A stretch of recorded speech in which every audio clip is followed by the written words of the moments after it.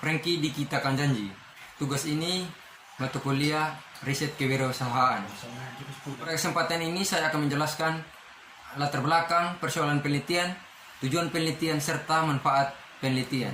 Menurut data dari Dinas Kelautan dan Perikanan bahwa usaha produksi garam dari tahun ke tahun mengalami fluktuasi.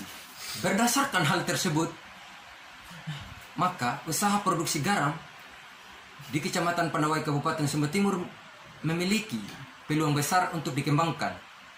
Alasan kami memilih topik ini untuk mencari tahu dan menganalisis apakah usaha produksi garam di Kecamatan Pandawai Kabupaten Sumba Timur layak atau tidak dijalankan berdasarkan aspek pasar dan pemasaran serta keuangan. Tujuan utama dari penelitian kami yaitu meninjau kondisi perkembangan usaha garam berdasarkan aspek pasar dan pemasaran. Yang berikut untuk menganalisis studi kelayakan usaha garam berdasarkan aspek keuangan. Adapun manfaat dari penelitian kami, yang pertama dari manfaat teoritis. Diharapkan dengan adanya penelitian ini memberikan pemikiran dan pengetahuan terkait perkembangan studi kelayakan pada umumnya. Yang kedua, manfaat praktis. Dengan adanya penelitian ini diharapkan memberikan masukan pada pengusaha garam di Kecamatan Pandawai agar terhindar dari resiko kerugian. Yang berikut, memudahkan pada pelaku usaha garam dalam pengawasan, pengendalian, serta pelaksanaan. Perkenalkan, nama saya Devi Ervita Selenraja. Di sini saya akan membahas teori atau konsep yang digunakan dalam penelitian kami tentang studi kelayakan usaha garam. Menurut Assanti tahun 2011, pengertian kelayakan usaha adalah penelitian yang dilakukan secara mendalam untuk menentukan apakah usaha yang dijalankan akan memberikan manfaat yang lebih besar dibandingkan dengan biaya yang akan dikeluarkan. Sedangkan pengertian bisnis adalah usaha yang dijalankan dengan tujuan utamanya untuk memperoleh keuntungan. Dalam penelitian ini ada dua aspek dalam studi kelayakan, yaitu pertama, aspek pasar dan pemasaran. Menurut Kasmir dan Jafar tahun 2004, aspek pasar dan pemasaran bertujuan untuk mengetahui berapa besar pasar yang akan dimasuki, struktur dan peluang pasar yang ada, prospek pasar yang di masa akan datang, bagaimana strategi pemasaran yang harus dilakukan. Yang kedua, aspek finansial. Aspek finansial menurut Sofyan tahun 2004 menjelaskan analisis finansial adalah kegiatan melakukan penelitian dan penentuan satuan rupiah terhadap aspek-aspek yang dianggap layak dari keputusan yang dibuat dalam tahapan analisis usaha bisnis. Adapun tujuan studi kelayakan usaha menurut Kasmir dan Jafar tahun 2007 ada 5 tujuan mengapa studi kelayakan perlu dilakukan sebelum melakukan proyek atau usaha, yaitu pertama, menghindari risiko kerugian, yang kedua, mempermudah perencanaan, yang ketiga, mempermudah pelaksanaan pekerjaan, keempat, mempermudah pengawasan, dan yang kelima, mempermudah pengendalian. Adapun manfaat dari studi kelayakan usaha menurut Subagio tahun 2007 yaitu sebagai berikut. Yang pertama, memberikan pengetahuan tentang cara berpikir yang sistematif. Yang kedua, menerapkan berbagai disiplin ilmu yang telah dipelajari sebelumnya. Pihak kedua, yang pertama calon investor, yang kedua mitra penyerta modal. Perkenalkan, saya Marliani Lorenza. Pada kesempatan kali ini saya akan membahas mengenai metode penelitian yang digunakan oleh kelompok kami. Yang pertama terkait populasi sampel dan teknik menarikan sampel yang digunakan pada penelitian kali ini, di mana metode pengambilan sampel yang digunakan yaitu purpose sampling. Metode ini merupakan pengambilan sampel berdasarkan kriteria atau pertimbangan yang telah ditentukan oleh peneliti.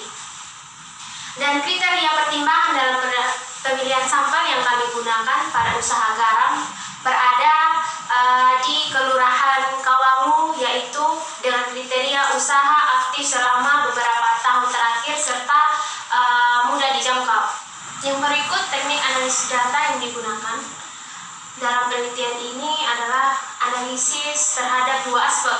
Yang pertama, aspek pasar dan pemasaran, di mana dalam aspek pasar dan pemasaran ini, peneliti berfokus untuk meninjau lebih jauh mengenai permintaan pasar, pesaing, pangsa pasar, serta bauran pemasaran.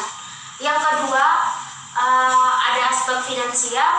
Dalam aspek finansial meliputi kebutuhan dana, sumber dana, dan modal kerja pada usaha garam dengan menggunakan perhitungan kriteria investasi yang terdiri dari payback period, net present value, internal rate of return, dan profitability index. Di mana pada metode payback period ini merupakan perhitungan yang menghitungkan jangka waktu yang digunakan untuk mengukur seberapa lama investasi suatu usaha akan dikembalikan dalam suatu tahun atau bulan dan waktu tertentu.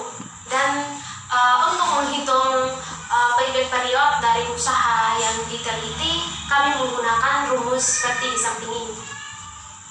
Yang kedua, metode yang kami gunakan yaitu net present value atau NPV, di mana usulan-usulan proyek dapat diterima apabila nilai NPV-nya lebih besar dari 0, dan jika nilai NPV-nya lebih kecil dari 0, maka usulan proyeknya ditolak atau tidak diterima.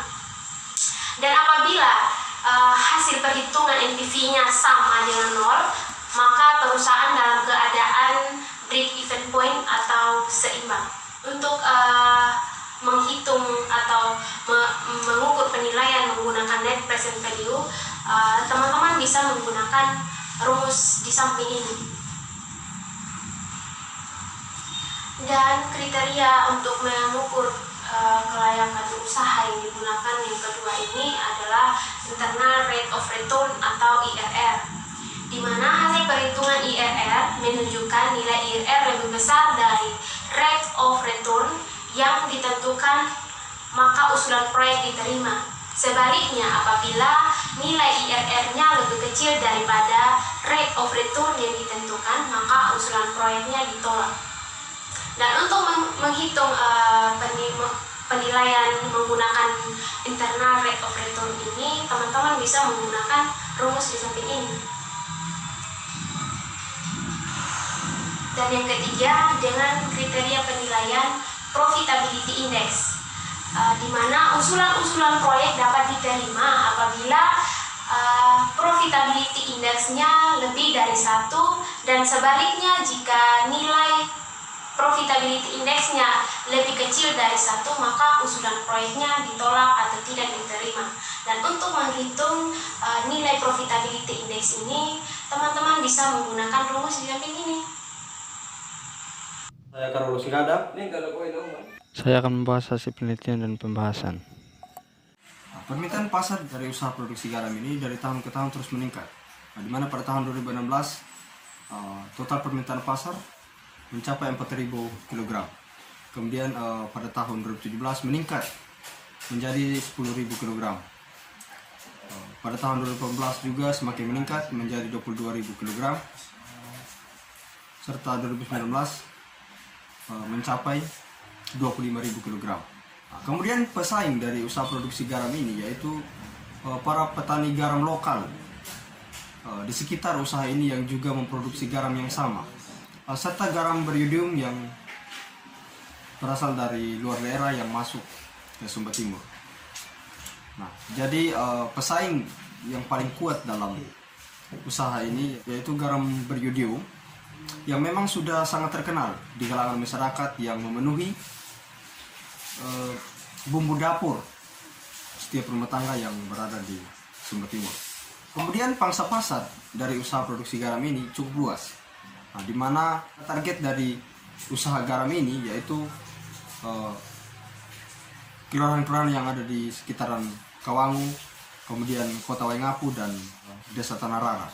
Bauran pemasaran dari usaha produksi garam ini, yang pertama produk. Nah, produk yang dihasilkan dari usaha ini yaitu produk garam bersih. Kebanyakan itu garam halus. Kemudian juga ada garam kasar, tetapi lebih dominan garam halus. Penentuan harga dari produk garam laut ini ditentukan oleh metode persaingan, di mana harga yang ditetapkan itu disesuaikan dengan harga garam yang berlaku di pasar.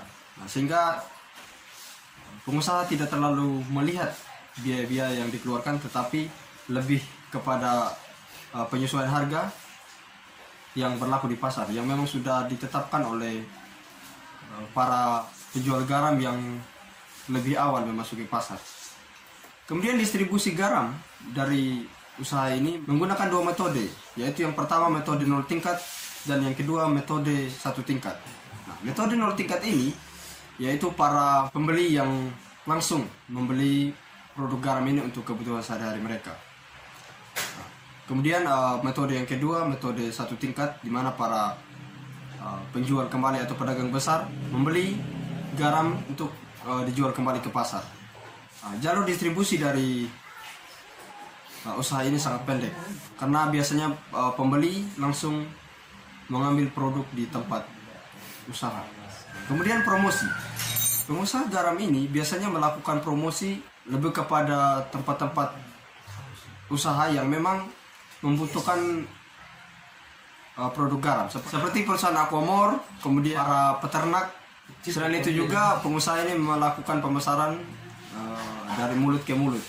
Jika dilihat dari aspek finansial, bahwa usaha produksi garam ini menggunakan modal sendiri, kemudian ditambah lagi dengan modal dari pemerintah berupa aktiva tetap, yakni geomemeran, namun tidak adanya pengembalian atau pembagian hasil usaha dari aktiva yang diberikan. Analisis kelayakan usaha menunjukkan bahwa usaha produksi tambak garam ini layak untuk dijalankan dengan hasil perhitungan PP yaitu 5 bulan 7 hari, lebih kecil dari umur investasi yaitu 5 tahun. Kemudian NPV dengan nilai 52.893.809,52 atau lebih dari 0. IRR dengan nilai 373,22%, lebih dari tingkat suku bunga deposito yakni 5%. Kemudian PI dengan nilai 1,11 lebih dari 1. Berdasarkan hasil analisis yang telah dilakukan untuk menguji kelayakan usaha, dapat disimpulkan beberapa hal berikut. Jika dilihat dari aspek pasar dan pemasaran, tingkat penjualan produk garam dari tahun ke tahun itu terus meningkat. Penjual garam menjual langsung produknya ke konsumen. Namun jarang sekali pengusaha ini melakukan promosi. Akan tetapi walaupun seperti itu, tingkat penjualan produk garam terus meningkat. Nah, apalagi jika pengusaha ini sering melakukan promosi, saya yakin pasti tingkat penjualan akan terus meningkat. Ditinjau dari aspek finansial, menunjukkan bahwa nilai dari keempat metode yang digunakan memenuhi kriteria kelayakan investasi.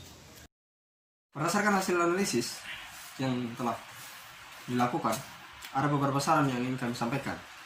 Nah, yang pertama, pihak pengusaha perlu mencari investor untuk menambah modal kerja sehingga dapat membangun gudang agar produk yang dihasilkan itu bisa tersimpan dengan baik.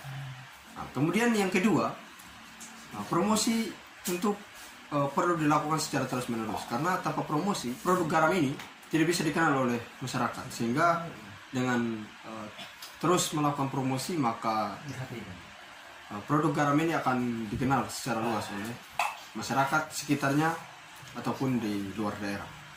Nah, kemudian yang ketiga, pihak pemerintah mestinya melihat dan mengontrol peredaran dan kebutuhan garam daerah sehingga membatasi produk garam dari luar yang masuk, sehingga produk garam lokal menjadi bahan utama yang memenuhi kebutuhan bumbu dapur daerah, khususnya Sumba Timur. Dan adanya bimbingan yang berkelanjutan dari pihak pemerintah dalam memproduksi garam yang baik dan benar, sehingga garam yang dihasilkan memang benar-benar memiliki kualitas yang bagus yang dapat dikonsumsi oleh masyarakat atau konsumen. Produk garam yang dijual dapat dibuat dalam bentuk kemasan yang lebih menarik dan praktis sehingga menggugah minat konsumen untuk membeli produk tersebut. Pengusaha perlu membangun rantai nilai pemasaran di berbagai daerah di Kabupaten Sumba Timur dan sekitarnya agar produk yang dihasilkan dapat tersalurkan dengan baik. Melakukan kerjasama dengan beberapa usaha garam lainnya untuk mendukung efisiensi harga. Melakukan promosi yang dapat menjangkau konsumen akhir secara langsung. Kemudian yang terakhir, pengusaha perlu membuat pembukuan keuangan yang jelas.